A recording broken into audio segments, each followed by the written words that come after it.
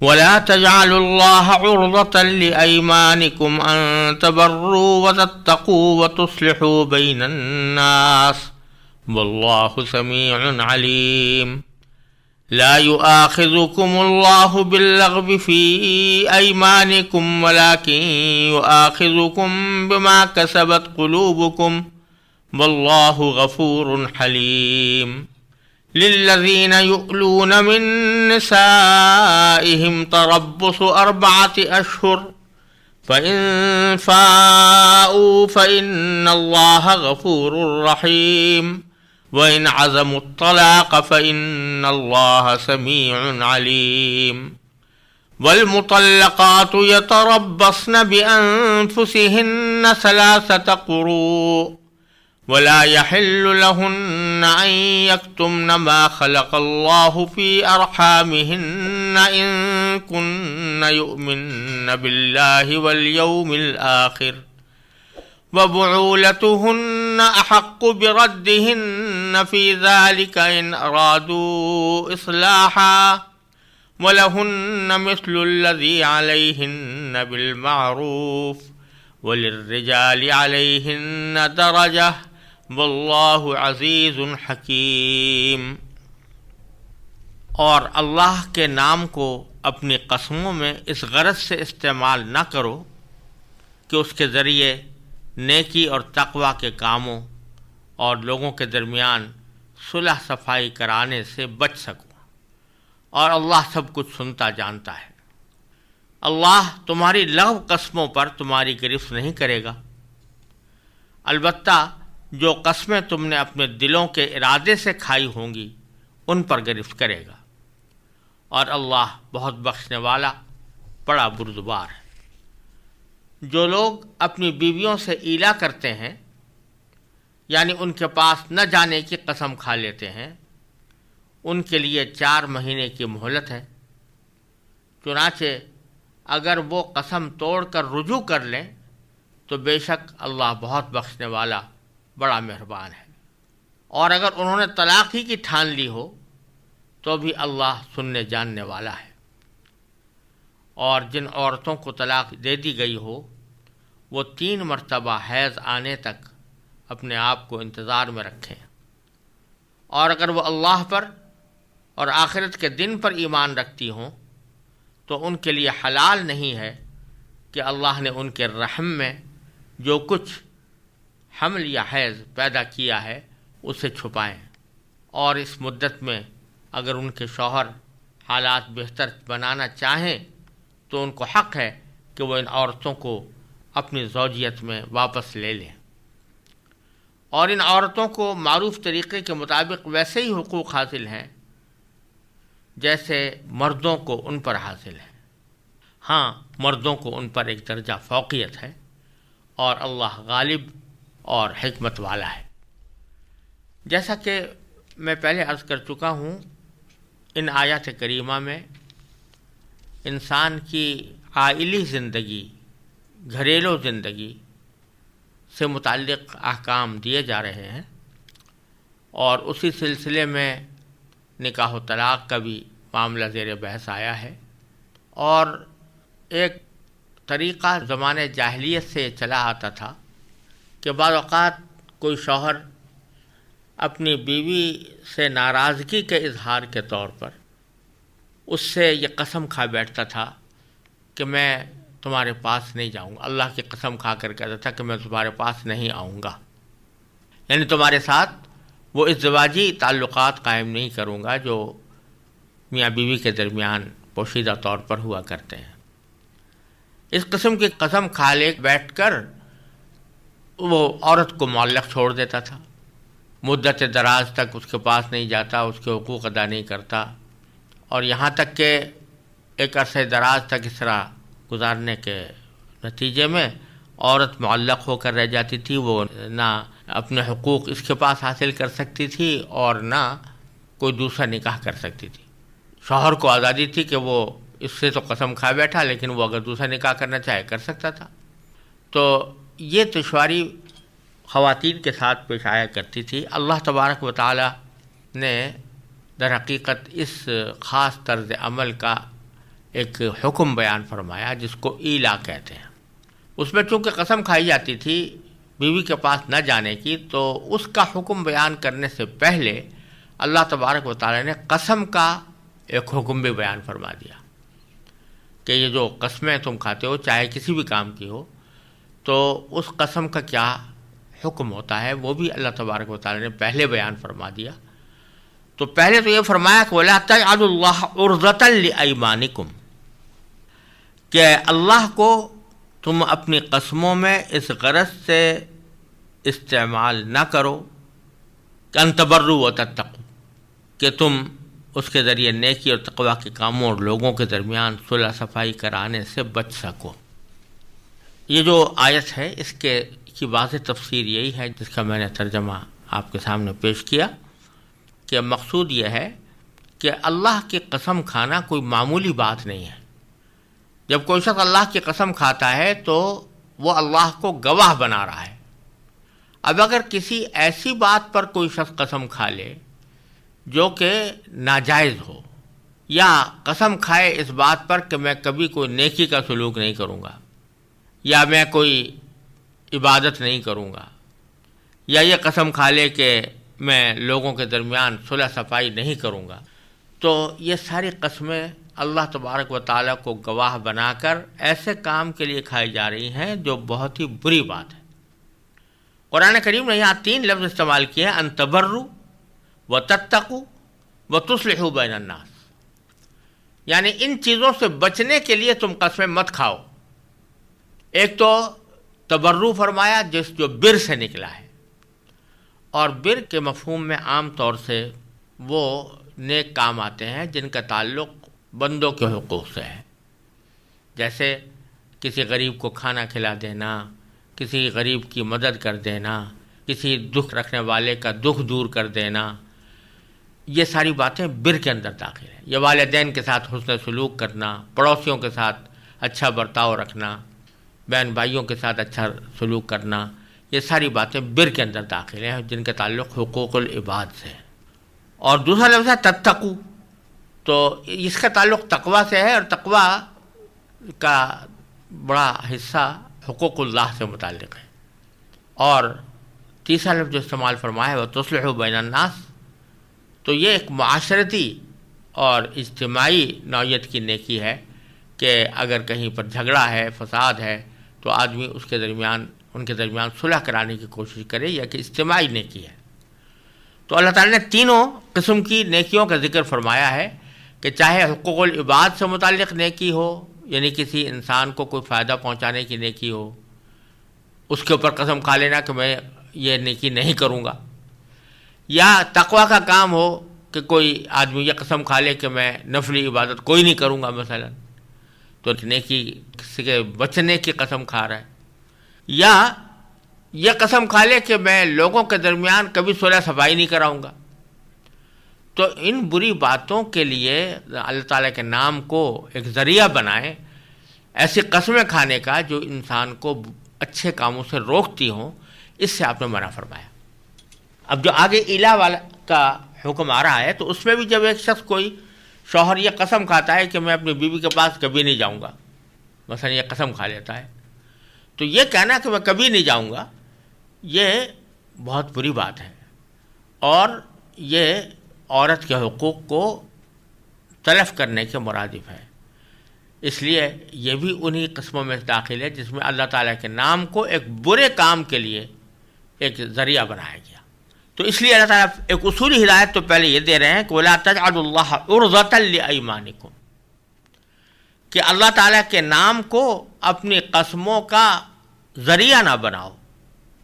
ایک نشانہ نہ بناؤ، کس بات کا؟ کہ اس بات سے بچنے کے لیے کہ ان تبروا وتتقوا، کہ تم نیکی کے کام کرو یا تقوی کے کام کرو، وتصلحوا بین الناس، اور لوگوں کے درمیان صلح صفائی کرنے کے کام کرو۔ واللہ سمیع علیم، اور پھر اللہ تعالیٰ نے فرمایا کہ اللہ تعالیٰ خوب سنتا جانتا ہے، سب کچھ سنتا جانتا ہے۔ اس میں تھوڑا سا ایک تحدید کا پہلو ہے کہ اگر تم اس قسم کی قسمیں کھاؤ گے تو اللہ تعالیٰ سن رہا ہے، اور تمہاری جو نیت ہے اس کو جانتا بھی ہے، لہذا اگر تم نے کوئی غلط کام کرنے کی قسم کھائی یا کسی نیکی سے باز رہنے کی قسم کھائی تو اللہ تعالیٰ چونکہ سن رہے ہیں تو اس واسطے ہو سکتا ہے کہ تمہیں اس کی سزا بھگتنی پڑے۔ پھر آگے اللہ تبارک و تعالیٰ نے قسموں کے بارے میں ایک چیز کا استثناء کر دیا۔ یہ فرمایا کہ لا یؤاخذکم اللہ باللغو فی ایمانکم، کہ اللہ تمہاری لغو قسموں پر تمہاری گرفت نہیں کرے گا۔ لغو قسم سے مراد ایک تو وہ قسمیں ہیں کہ جو آدمی بلا ارادہ محض تکیہ کلام کے طور پر کہہ دیتا ہے، قسم کھانے کا ارادہ نہیں ہوتا۔ خاص طور پر عربوں میں اس کا رواج بہت تھا، واللہ میں نے یہ کام، مجھے یہ کام کرنا ہے، واللہ میں نے یہ کام نہیں کیا۔ اس قسم کا کہ قسمیں وہ ایک محاورے کے طور پر بولتے تھے، ان کا مقصود قسم کھانا نہیں ہوتا تھا، بلکہ وہ اپنے کلام میں ایک محاورے کی روش اختیار کرتے ہوئے اس قسم کے الفاظ بول دیتے تھے، جس کو کہتے ہیں تکیہ کلام، کہ تکیہ کلام ہو گیا تھا کہ واللہ کہہ دیتے تھے۔ تو ایک تو لغو سے مراد وہ قسم ہے کہ بتلا رہے ہیں اللہ تبارک و تعالیٰ کہ اگر قسم کھانے کا ارادہ تو تھا نہیں، لیکن محاورے کے طور پر اور تکیہ کلام کے طور پر زبان سے کوئی قسم نکل گئی تو اللہ تعالیٰ اس پر گرفت نہیں کرے گا، کیونکہ یہ تمہارے اختیار سے باہر کی بات ہے تقریباً۔ اور دوسری فقہاء کرام نے اس لغو قسم کی ایک دوسری صورت یہ بھی بیان کی ہے کہ ایک آدمی قسم کے ارادے ہی سے قسم کھاتا ہے، لیکن اس کے اپنے خیال کے مطابق وہ صحیح ہوتی ہے۔ ماضی کے کسی واقعے پر کسی نے قسم کھائی کہ قسم کھا لی کہ میں نے کہ واقعتاً یہ واقعہ اس طرح ہوا تھا، اور وہ یہی سمجھ رہا ہے کہ اس طرح ہوا تھا، بعد میں پتہ چلا کہ یہ خیال غلط تھا۔ یعنی اسے جھوٹی قسم کھانے کی نیت سے قسم نہیں کھائی، بلکہ اپنے نزدیک سچ سمجھ کر قسم کھائی، لیکن حقیقت میں وہ بات صحیح نہیں تھی، اس کو بھی لغو کی قسم میں داخل کیا گیا ہے۔ یعنی اس کے اوپر اللہ تعالیٰ کی طرف سے کوئی گناہ نہیں ہے، کیونکہ تم نے جھوٹ بولنے کے ارادے سے جھوٹ نہیں بولا، اور جھوٹی قسم کھانے کے ارادے سے جھوٹی قسم نہیں کھائی، بلکہ اپنے خیال کے مطابق سچی قسم کھائی ہے، تو لہذا اللہ تعالیٰ اس پر گرفت نہیں کرے گا۔ وَلَٰكِن يُؤَاخِذُكُم بِمَا كَسَبَتْ قُلُوبُكُم، لیکن تم سے ان قسموں پر گرفت کرے گا جو تم نے اپنے دلوں کے ارادے سے کھائی ہوں گی۔ یعنی ایک طرف دل کا ارادہ ہے کہ میں قسم ہی کھانا چاہتا ہوں، محض تک یہ کلام محاورے میں لفظ قسم استعمال نہیں ہو رہا، بلکہ ارادے سے قصد کر کے قسم کھائی جا رہی ہے، اور یا تو جھوٹی قسم ہے یا اس قسم سے مقصود کسی نیکی سے بچنا ہے یا کسی برائی کا ارتکاب ہے، تو ان تمام صورتوں میں اللہ تبارک و تعالیٰ تمہاری گرفت کرے گا۔ واللہ غفور حلیم، اور ساتھ میں فرمایا کہ اللہ تعالیٰ بہت بخشنے والا، بڑا بردبار ہے۔ یہ اشارہ اس طرف ہے کہ اگر کسی نے قسم کے معاملے میں اب تک بے احتیاطیاں کی ہیں تو اب اللہ تعالیٰ سے معافی مانگ لے،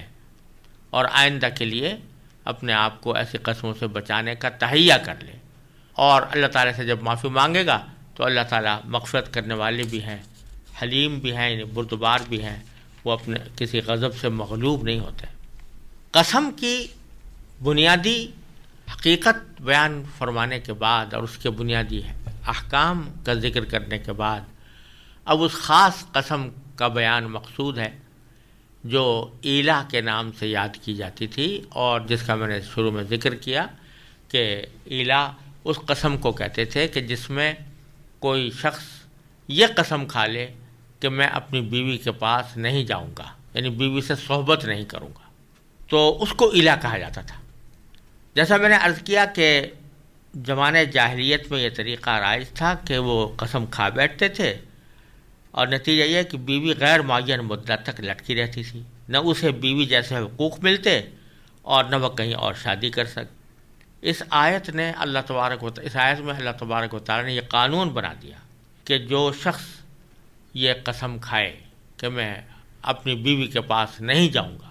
تو 4 مہینے کے اندر اندر یا تو وہ اپنی قسم توڑ کر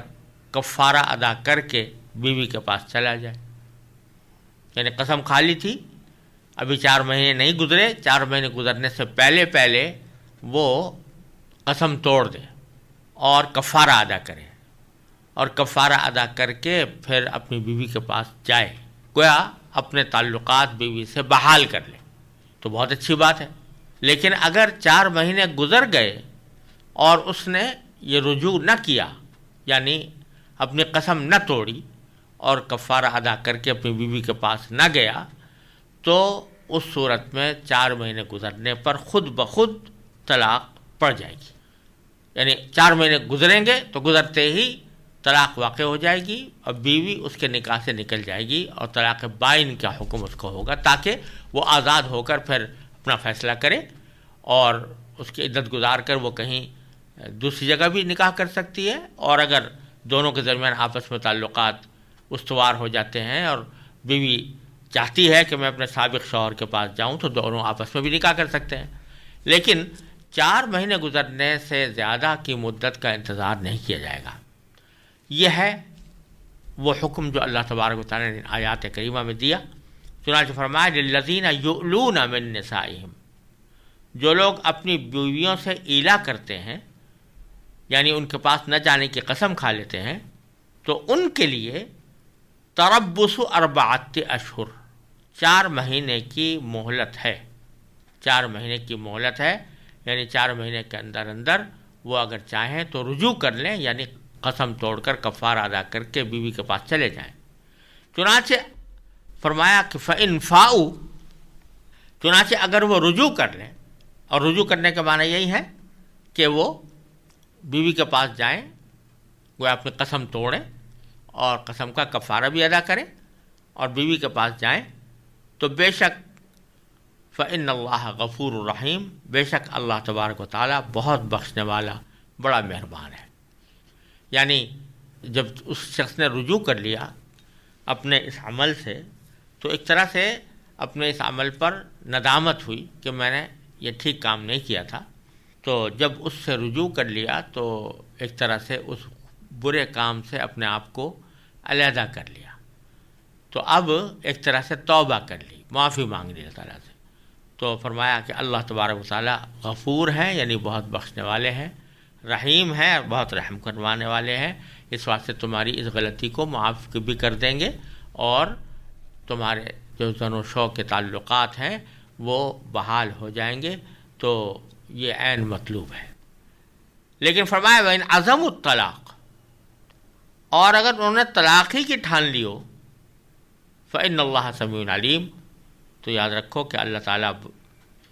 خوب سننے والا، خوب جاننے والا ہے۔ طلاق ہی کی ٹھان لی ہو، اس کی تفسیر میں فقہاء کرام کی رائے میں تھوڑا اختلاف پیدا ہوا ہے۔ امام ابو حنیفہ رحمۃ اللہ علیہ کا مسلک یہ ہے کہ طلاق ٹھاننے کے معنی ہے کہ جب 4 مہینے گزر گئے اور رجوع نہ کیا، تو رجوع کیے بغیر 4 مہینے گزار دینا یہ بذات خود طلاق کی ٹھان لینا ہے، لہذا جو ہی 4 مہینے گزریں گے تو خود بخود طلاق واقع ہو جائے گی۔ اور بعض فقہاء کرام اس کا مطلب یہ بیان فرماتے ہیں کہ طلاق کی ٹھان لینا یا طلاق کا عزم کر لینا، اس سے مراد یہ ہے کہ گویا 4 مہینے گزر گئے اور اس نے نہ رجوع کیا نہ طلاق دی، زبان سے طلاق نہیں دی، تو اب عورت کو حق حاصل ہے کہ وہ عدالت میں جا کر وہاں سے طلاق کا فیصلہ حاصل کرے۔ تو یہ تھوڑا سا اختلاف ضرور ہے، لیکن حنفی مسلک کے مطابق جو ہی 4 مہینے گزریں گے تو طلاق خود بخود واقع ہو جائے گی، اس کے لیے عدالت جانے کی ضرورت نہیں ہے۔ آگے فرمایا کہ والمطلقات یتربصن بانفسہن 3 قروء، کیونکہ الا کے اندر یا طلاق ہو سکتی ہے کہ مرد طلاق ہی دے دے زبان سے، یا 4 مہینے گزرنے پر خود بخود طلاق واقع ہو جائے، تو دونوں صورتوں میں چاہے شوہر نے دی ہو، چاہے عدالت سے طلاق حاصل کی گئی ہو، چاہے ایلا کے مدت گزرنے سے خود بخود طلاق واقع ہو گئی ہو، ان سب صورتوں میں جب عورت مطلقہ ہو گئی تو اس کو عدت گزارنی ہے. اس عدت کا حکم اللہ تعالیٰ یہاں بیان فرما رہے ہیں کہ والمطلقات یتربصن بانفسہن ثلاثۃ قروء، اور جن عورتوں کو طلاق دے دی گئی ہے وہ 3 مرتبہ حیض آنے تک اپنے آپ کو انتظار میں رکھیں. یعنی ان کی عدت جو ہے وہ یہ ہے کہ 3 حیض ان کو گزر جائیں، 3 مرتبہ ایام ماہواری پورے ہو جائیں. یہاں یہ بات ذہن میں رہنی چاہیے کہ یہ جو 3 مہینے کے بجائے 3 ماہواری مدت قرار دی گئی ہے ان خواتین کے لیے جن کو ماہواری آتی ہو، تو ان کے لیے عدت 3 ماہواریاں ہی ہے. وہ چاہے جتنے دن میں بھی پوری ہوں، بعض اوقات وہ 3 مہینے سے کم میں بھی پوری ہو سکتی ہیں، بعض اوقات 3 مہینے سے زیادہ میں بھی پوری ہو سکتی ہیں، لیکن اصل یہ ہے کہ وہ 3 ماہواریاں ان کی گزر جائیں. اور پھر آگے دوسری جگہ قرآن کریم نے یہ بھی بیان فرمایا ہے کہ جن عورتوں کا حیض بند ہو گیا ہو تو ان کے لیے پھر 3 مہینے عدت ہوگی، لیکن جب تک حیض آتا ہے تو پھر عدت 3 ماہواریاں ہی شمار ہوں گی. البتہ اگر ان ماہواریوں کے دوران پتہ چلے کہ عورت کو حمل ہے، پھر عدت اس کی آگے بڑھ جاتی ہے. یعنی جب تک کہ حمل کا بچہ پیدا نہ ہو جائے، وضع حمل نہ ہو جائے، اس وقت تک عدت باقی رہتی ہے. فرض کیجئے کہ پہلی ماہواری کے بعد ہی کے دوران ہی پہلے ماہواری کا جب وقت آیا تو حیض تو آیا نہیں اور پتہ چلا کہ حمل ہے، تو اب پہلے تو 3 ماہواریاں آتی تو اس کی عدت گزر جاتی ہے، جو عام طور سے 3 مہینے یا اس کے لگ بھگ مدت میں آ جایا کرتی ہیں. لیکن اگر حمل ابھی ظاہر ہوا اور تو عین ممکن ہے کہ وہ حمل کم از کم 9 مہینے وہ رہے اور اس کے بعد پھر ولادت ہو، تو اس کا مطلب یہ کہ اس کی عدت 3 مہینے کے بجائے 9 مہینے تک آگے بڑھ گئی. ٹھیک ہے، یہ بھی ہو سکتا ہے کبھی کہ حمل پہلے کا ہے تو اس واسطے طلاق کے بہت جلدی بعد وضع حمل ہو جائے، بہت جلدی اس کا بچہ پیدا ہو جائے، وہ صورت تو واضح ہے. لیکن اگر حمل کے نتیجے میں عدت کی مدت بڑی لمبی ہو رہی ہو تو اس میں کسی عورت کو نقصان پہنچنے کا یہ اندیشہ ہو سکتا ہے کہ پہلے تو وہ 3 مہینے گزرنے پر ہی، یعنی 3 ماہواری آنے پر ہی وہ عدت ختم سمجھ کر دوسری جگہ نکاح کر سکتی تھی، لیکن اگر حمل ظاہر ہو گیا تو اس کے نتیجے میں اس کو 9 مہینے تک انتظار کرنا پڑے گا.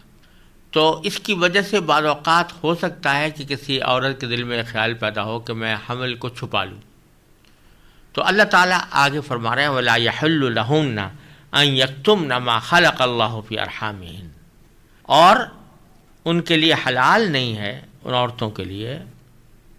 کہ اللہ نے ان کے رحم میں جو کچھ پیدا کیا ہے، یعنی حمل یا حیض، اسے چھپائیں اگر وہ اللہ تعالیٰ پر ایمان رکھتے ہو. ان کن یؤمن باللہ والیوم الآخر، اگر وہ اللہ پر آخرت کے دن پر ایمان رکھتی ہوں تو پھر ان کے لیے حلال نہیں ہے کہ وہ اپنی صورتحال کو چھپائیں. یعنی حیض ہے تو حیض بتا دیں کہ حیض آ رہا ہے، اور اگر حمل ہے تو اس کو واضح کر دیں کہ بھئی مجھے حمل ہے، اور عدت کے دراز ہونے کے اندیشے سے یا کسی اور وجہ سے اس کو چھپانے کی کوشش نہ کریں. آگے فرمایا وَبُعُولَتُهُنَّ أَحَقُّ بِرَدِّهِنَّ فِي ذَلِكَ إِنْ أَرَادُوا إِصْلَاحًا. وَبُعُولَتُهُنَّ، بُعُولَتُهُنَّ کے معنی ان کے شوہر، یعنی جو ان کے سابق شوہر کہا جا سکتا ہے جنہوں نے ان کو طلاق دی تھی، ان کے بارے میں فرمایا کہ اگر ان کے شوہر اس مدت میں یعنی عدت کے دوران حالات بہتر بنانا چاہیں تو ان کو حق ہے کہ وہ ان عورتوں کو واپس لے لیں اپنی زوجیت میں. بعولتہن احق، ان کے شوہر زیادہ حقدار ہیں اس بات کے کہ وہ ان کو لوٹا لائیں اپنی زوجیت میں. ان ارادو اصلاحہ، اگر وہ اصلاح کرنا چاہتے ہوں، حالات بہتر بنانا چاہتے ہوں. یہ اس صورت کا ذکر ہے جب کہ کسی خاتون کو اس کے شوہر نے طلاق رجعی دی ہو، اور طلاق رجعی دے کر عورت عدت گزار رہی ہو تو طلاق رجعی سے بھی اگرچہ طلاق واقع ہو جاتی ہے، لیکن عدت کے دوران شوہر کو طلاق واپس لینے کا حق ہوتا ہے. اس کا ذکر ہو رہا ہے کہ اگر طلاق رجعی دی اور عدت کے دوران شوہر یہ چاہتا ہے کہ حالات اب بہتر بنا لیے جائیں، تو اس صورت میں اس کو حق ہے، وہ زیادہ حقدار ہے اس بات کا کہ اپنی اس بیوی کو واپس اپنی زوجیت میں لے لے. یہ اللہ تعالیٰ نے ایک حکم دیا کہ ان کو پھر خواتین کو ان کے اس حق کو تسلیم کرنا چاہیے، لیکن ساتھ ہی اللہ تعالیٰ نے متنبہ فرما دیا کہ وَلَهُنَّ مِثْلُ الَّذِي عَلَيْهِنَّ بِالْمَعْرُوفِ، ان خواتین کے بھی ویسے ہی حقوق ہیں، یعنی خواتین کو بھی ویسے ہی حقوق حاصل ہیں جو کہ ان ذمہ داریاں ان کے اوپر ہیں شوہروں کی، یعنی شوہروں کی جو ذمہ داریاں ہیں، شوہروں کو جو حقوق ان کے اوپر ہیں، ویسے ہی حقوق بیویوں کو بھی شوہر کے اوپر حاصل ہیں. دونوں کے باہمی تعاون سے ہی یہ گاڑی چلتی ہے. لہذا مرد کا یہ سمجھنا کہ سارے حقوق میرے ہی ہیں اور بیوی کا کوئی حق نہیں ہے، یہ بڑی زیادتی ہے. تو فرمایا کہ خواتین کے بھی ویسے حقوق ہیں جیسے کہ ذمہ داریاں ان کے اوپر عائد ہوتی ہیں، جیسی ذمہ داریاں ان کے شوہروں کے حقوق انجام دینے کی ہیں، ویسی ہی ان کے حقوق بھی ہیں جو شوہر انجام دیں. البتہ یہ فرمایا وَلِلرِّجَالِ عَلَيْهِنَّ دَرَجَةٌ، کہ مردوں کو ان کے اوپر ایک فوقیت حاصل، ایک درجہ فوقیت ہے. وہ فوقیت کیا ہے اس کا ذکر اللہ تعالیٰ نے سورہ نساء میں فرمایا ہے. وہاں پر اس کے اوپر انشاءاللہ تفصیل کے ساتھ گفتگو کرنے کا ارادہ ہے. وہ آیت ہے الرجال قوامون علی النساء. حاصل یہ ہے کہ یہ دنیا کی زندگی ایک سفر ہے، اور اللہ تبارک و تعالیٰ نے ہر شعبہ زندگی میں اس شعبہ زندگی کو نظم و ضبط کا پابند بنانے کے لیے یہ مناسب سمجھا ہے کہ جب ایک سے زیادہ افراد کوئی کام کر رہے ہوں تو اپنے میں سے کسی کو امیر بنا لیں. فرض کیجئے اگر سفر پر چند آدمی جا رہے ہیں تو ان کے لیے مناسب ہے، سنت بھی ہے کہ وہ اپنے میں سے کسی کو امیر منتخب کر لیں اور کہہ دیں کہ بھئی یہ ہمارے امیر ہیں، اور پھر لوگ ان کی اطاعت کے تحت کام کریں. اگر لوگوں کی بھیڑ اس طرح جمع ہو جائے کہ ان کا کوئی امیر نہ ہو، کوئی سربراہ نہ ہو، تو اس سے سوائے انارکی پھیلنے کے کچھ فائدہ حاصل نہیں ہو سکتا. تو زندگی کا سفر بھی ایسا ہی ہے کہ اس میں جب میاں بیوی اکٹھے زندگی گزار رہے ہیں، اکٹھے زندگی کا سفر طے کر رہے ہیں، تو ان کے لیے ضروری ہے کہ وہ کسی ایک کو اپنا امیر بنا لیں. تو اللہ تعالیٰ نے امارت کا یہ منصب مرد کو عطا فرمایا، الرجال قوامون علی النساء، جس کی وجوہ بھی اللہ تعالیٰ نے آگے سورہ نساء میں کی آیت میں بیان فرمائی ہے کہ کیوں ہم نے مرد کو امیر بنایا ہے عورت پر. یہ معنی نہیں ہے کہ اس امیر بنانے کے کہ وہ بات بے بات حکم چلایا کرے، بلکہ مقصد یہ ہے کہ زندگی کے سفر کو نظم و ضبط کا پابند بنانے کے لیے اس کو سربراہ اور اس کو امیر کا درجہ دیا گیا. البتہ جہاں تک حقوق کا تعلق ہے تو اللہ تعالیٰ نے فرما دیا کہ عورتوں کے ویسے ہی حقوق ہیں جیسے کہ ان کے ذمے شوہر کے حقوق ہیں. لہذا کسی مرحلے پر بھی کسی عورت کی حق تلفی کرنا یہ اللہ تعالیٰ نے اس سے متنبہ فرما دیا. اور اس خاص موقع پر جب کہ ذکر اس بات کا ہو رہا ہے کہ عدت کے دوران اگر کوئی شوہر حالات بہتر بنانے کے لیے رجوع کرنا چاہتا ہے تو اس کو حق ہے، لیکن یاد دلایا جا رہا ہے کہ جس طرح تمہارے حقوق ہیں تو تمہاری بیوی کے بھی حقوق ہیں. اب اگر ان کو واپس لانا چاہتے ہو تو پھر بھلمنسی کے ساتھ اور صحیح طریقے سے صحیح ازدواجی تعلقات کے ساتھ ان کو اپنے ساتھ رکھنا ہوگا، ان کے حقوق کو تسلیم کرنا ہوگا، ان کے حقوق کو ادا کرنا ہوگا. پھر آگے فرمایا واللہ عزیز حکیم، اور اللہ تعالیٰ غالب اور حکمت والا ہے. اللہ تعالیٰ چونکہ غالب ہے لہذا تمہاری کسی بھی بدعملی پر سزا دے سکتا ہے، دنیا میں بھی اور آخرت میں بھی. ساتھ ہی حکیم بھی ہے، یعنی حکمت والا ہے، لہذا سزا دینے کے لیے وقت مناسب اختیار کرتا ہے. اسی کو سزا دیتا ہے کہ جو جس کو سزا دینا اس کی حکمت کے مطابق ہوتا ہے، اور وہی سزا دیتا ہے جو اس کی حکمت کے مطابق ہوتی ہے، اور اسی وقت دیتا ہے جو اس کی حکمت کے مطابق مناسب وقت ہوتا ہے۔